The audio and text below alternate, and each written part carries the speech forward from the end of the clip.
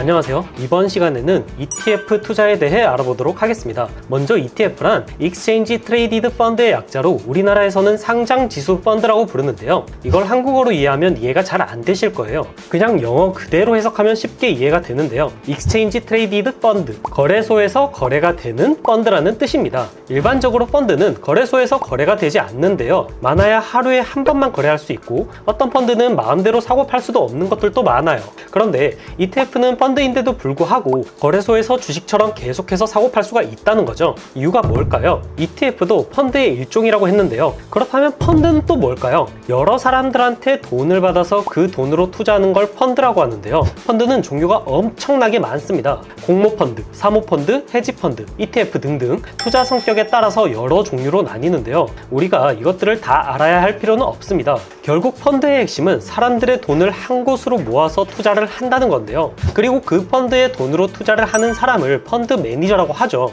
투자자는 펀드에 돈을 투자하고 펀드 매니저는 투자자들의 돈으로 투자를 해서 수익을 내는 대신 사람들에게서 수수료를 받는 구조입니다. 그렇다면 왜 다른 펀드는 거래소에서 상장하지 않는 걸까요? 일반적인 펀드와 ETF의 결정적인 차이는 바로 운용 방식에 있습니다. 무조건이라고 할 수는 없지만 ETF의 대부분은 패시브 투자를 하는 패시브 펀드이고 다른 펀드 투자의 대부분은 액티브 투자를 하는 액티브 펀드인데요. 여기서 액티브는 적극적인 이라는 뜻이고 패시브는 수동적인 이라는 뜻이에요. 투자를 하는 펀드 매니저가 적극적으로 투자를 하는지 수동적으로 투자를 하는지에 따라 나뉜다는 거죠. 펀드에서는 벤치마크라는 개념이 있습니다. 벤치마크는 기준이 되는 지표나 지수를 의미하는 말인데요. 만약에 코스피 200 ETF라면 여기서 벤치마크는 코스피 200 지수가 될 것이고 S&P 500 ETF라면 벤치마크는 S&P 500 지수가 되겠죠. 펀드는 액티브, 패시브에 관계없이 기준이 되는 벤치마크가 존재합니다. 적극적으로 투자하는 액티브 펀드라고 해서 펀드 매니저가 하고 싶은 대로 아무렇게나 투자하는 게 아닙니다.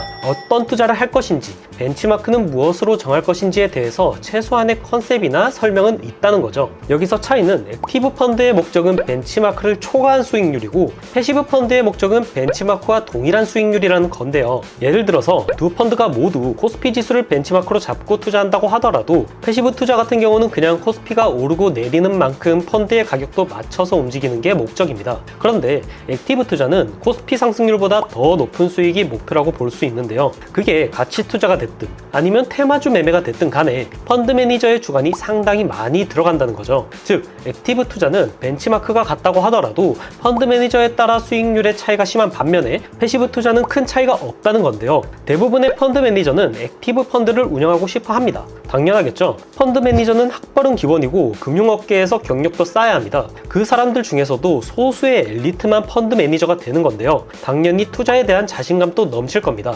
그렇기 때문에 이 펀드 매니저들은 시장 수익률보다도 높은 수익률을 낼 자신이 있으니까 펀드를 만들어서 받은 돈으로 적극적으로 투자를 해서 수익을 내고 그 대신 사람들에게서 수수료를 좀 더 받는 구조인데요. 내가 더 많이 벌게 해줄 테니까 대신 수수료도 더 받아가겠다는 거죠. 반면에 ETF는 애초에 목표 자체가 다릅니다. 그냥 벤치마크와 최대한 같은 움직임을 보이는 게 목적인데요. 그런데 이 지수라는 건 시장에서 보여지는 숫자일 뿐이지 실제로 판매를 하는 상품은 아니잖아요. 그쵸? 그렇다면 이 수치와 최대한 비슷하게 움직임을 가져가려면 어떻게 해야 할까요? 만약 우리가 S&P 500 지수가 1% 오르면 똑같이 1%가 오르고 1%가 내리면 똑같이 1%가 내리는 포트폴리오를 만들려면 어떻게 해야 할까요? 가장 확실한 방법은 S&P 500 수치를 계산하는 공식과 똑같이 종목을 매수하면 될 겁니다. S&P 500은 스탠다드 & 푸어스가 선정한 500개의 대형 기업들의 시가총액을 모두 더한 다음에 재수라는 특정 수치로 나누는데요. 단순하게 현재 시점에서 시가총액 비율대로 산다면 결국 S&P 500과 똑같은 포트폴리오를 구성할 수가 있습니다.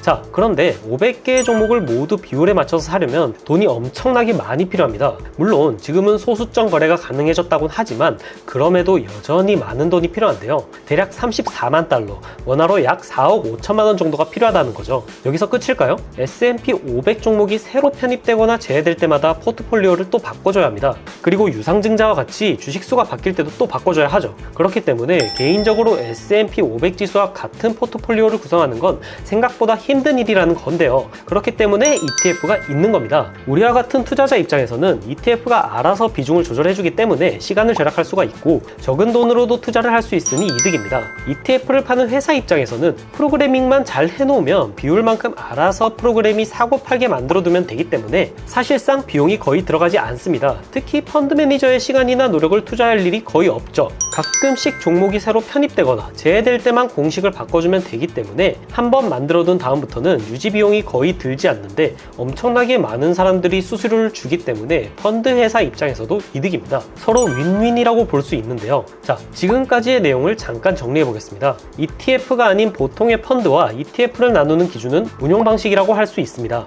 액티브인지 패시브인지 판단해서 나눌 수 있는데요. 액티브 펀드의 목적은 벤치마크보다 높은 수익률입니다. 하지만 목적일 뿐이지 실제로 높은 수익률을 보이지는 않습니다. 펀드 매니저에 따라 수익률의 차이가 크다는 거죠. 반면에 ETF는 벤치마크를 추종하기 때문에 수익률의 차이가 크진 않는데요. 반면에 ETF는 벤치마크를 추종하기 때문에 수익률의 차이가 크진 않습니다. 그리고 액티브 펀드는 그만큼 펀드 매니저의 시간과 노력이 많이 투입되기 때문에 수수료가 비싼 편이고요. 패시브 투자는 반대로 저렴하겠죠. 결국 액티브 펀드는 펀드 매니저가 주관적으로 투자 결정을 하기 때문에 투자자의 결정권은 적고 펀드 매니저의 결정권이 큽니다. 반대로 패시브 펀드는 펀드 매니저의 결정권이 적고 투자자의 결정권이 크다고 할 수 있겠죠. 그렇기에 투자자 입장에서 생각해 본다면 투자를 할 시간도 없고 투자를 아예 모른다. 이런 사람들이 주로 일반적인 액티브 펀드에 투자를 하고요. 연령대가 좀 높은 편입니다. 그리고 투자에 대한 지식이 어느 정도 있고 직접 결정을 하고 싶은데 투자에 너무 많은 시간을 쓰기는 싫다. 이런 경우에는 패시브 펀드인 ETF에 투자를 하면 됩니다. 자, 그렇다면 우리는 어떤 ETF에 투자를 해야 할까요? 부자 프로젝트에 참여하실 멤버를 모집합니다. 부자 프로젝트는 노후 걱정 없이 원하는 인생을 살 수 있도록 투자 계획을 세우고 실천하는 방법을 알려드리는 프로젝트입니다. 참여하시는 분들은 본인의 수준에 맞춰서 제가 직접 1대1로 간단한 교육을 해드린 후에 정보를 공유하고 응원과 소통을 통해 서로 윈윈할 수 있는 투자 커뮤니티에 참여하셔서 좀 더 쉽게 목표 금액을 달성하실 수 있습니다. 프로젝트에 대한 좀 더 자세한 내용은 전자책에 들어가 있으니까 궁금하신 분들은 전자책을 받아보셔서 읽어보시길 바라겠습니다. 커뮤니티에 참여하지 않고 개인적으로 배우실 분들이나 다른 궁금하신 것들도 댓글에 있는 링크로 연락 주시면 제가 아는 선에서 최대한 도와드리도록 하겠습니다. 그럼 저는 다음 영상으로 찾아뵙도록 하겠습니다. 시청해주셔서 감사합니다.